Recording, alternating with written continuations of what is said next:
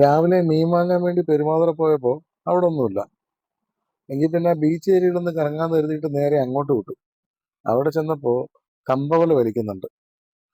എന്തായാലും വന്നതല്ലേ എന്ന് കരുതി ഞാനും അതിന്റെ കൂട്ടത്തിലങ്ങ് കൂടി.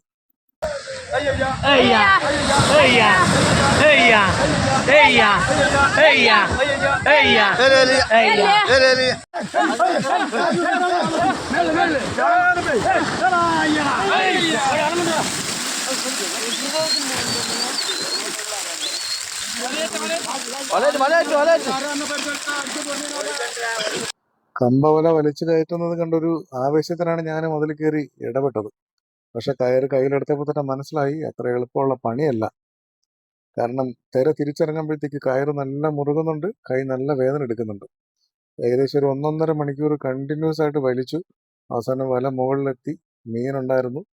ഒരു സഞ്ചി നിറയെ മീനും തന്നു. സന്തോഷത്തോടു കൂടി അവർ യാത്രയാക്കി. ഇതാണ് അവർ തന്ന മീൻ.